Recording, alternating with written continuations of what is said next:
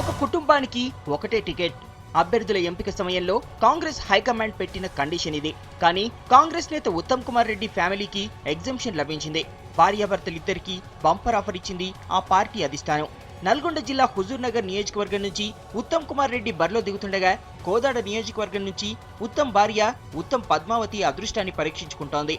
ఇదే జిల్లాలో చాలా మంది కాంగ్రెస్ ప్రముఖులు తమ కుటుంబ సభ్యులకు టికెట్లు ఇప్పించుకునేందుకు ట్రై చేసినా వర్కౌట్ కాలేదు. దీంతో ఈ రెండు స్థానాలపై జిల్లా ప్రజల్లో ఫోకస్ పెరిగింది.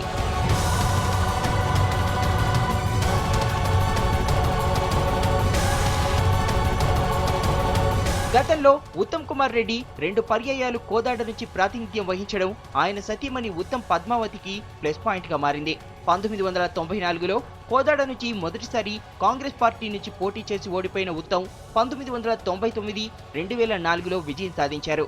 ఆ తర్వాత 2009లో హుజూర్ నగర్ కు షిఫ్ట్ అయ్యారు. అయితే ఇప్పుడు ఆ పాత పరిచయాలు ఈ ఎన్నికల్లో యూజ్ అవుతున్నాయి. క్యాడర్ మొబిలైజేషన్ ఈజీగా మారింది.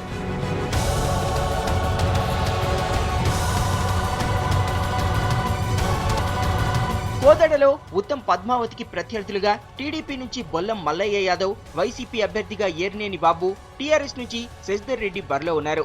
ప్రస్తుతం ఇక్కడ త్రిముఖ పోటీ నెలకొంది. ఉత్తమ్ పద్మావతి మాత్రం గెలుపుపై ధీమా వ్యక్తం చేస్తున్నారు. సో ఒక పొలిటికల్ పార్టీ లాగా కాకుండా మా ఒక ఫ్యామిలీ లాగా ఉన్నాం కాబట్టి డెఫినెట్గా అందరికీ మాట్లాడుతూ మేము వివరిస్తాం. వాళ్ళంతా సమైక్యవాద పార్టీలు, సో అలాంటి ఆలోచన వచ్చి చేసింటే ఏమో కానీ నిజమైన తెలంగాణ బిడ్డ అటు ఓటు వేయరండి. ఎందరు మంది త్యాగాలు చేశారు. సో తెలంగాణ భావం ఉంటే అందరూ కాంగ్రెస్ పార్టీకి ఇస్తారు.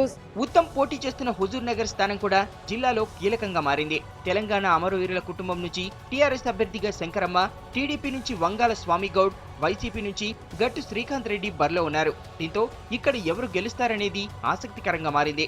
కాంగ్రెస్ అభ్యర్థి సిట్టింగ్ ఎమ్మెల్యే ఉత్తమ్ కుమార్ రెడ్డి మాత్రం తాను చేసిన అభివృద్ధి తనను గెలిపిస్తుందంటున్నారు. ప్రాంత ప్రజలు మేము పదవులు ఉన్నా లేకున్నా, మంత్రి ఉన్నా లేకున్నా, వర్కింగ్ ప్రెసిడెంట్ ఉన్నా లేకున్నా చాలా ప్రేమతో అభిమానంతో చూశారు.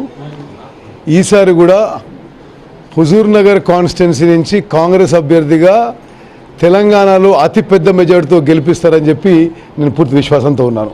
హుజూర్ నగర్ ప్రజలకు తెలుసు, బహుశా ఉమ్మడి ఆంధ్రప్రదేశ్ రాష్ట్రంలో ఏ కాన్స్టిట్యున్సీలో ఏ నియోజకవర్గంలో ఒక 5 ఏళ్ళు శాసనసభ కాలంలో జరగని ప్రగతి పనులు ఈ హుజూర్ నగర్ కాన్స్టిట్యున్సీలో ఈసారి చేయడం జరిగింది. ఒక్కోసారి ఒక నియోజకవర్గం నుంచి గట్టెక్కడానికే తెగ కష్టాలు పడాల్సి వస్తుంది. కానీ ఉత్తమ్ కుమార్ రెడ్డి మాత్రం తన భార్య పోటీ చేస్తున్న కోదాడ, తాను పోటీ చేస్తున్న హుజూర్ నగర్ పై ఫోకస్ పెట్టాల్సిన అవసరం ఉంది. ఇంతకీ ఆ 2 నియోజకవర్గాల ప్రజలు ఈ కప్పుల్ని ఆదరిస్తారా లేదా చూడాలి.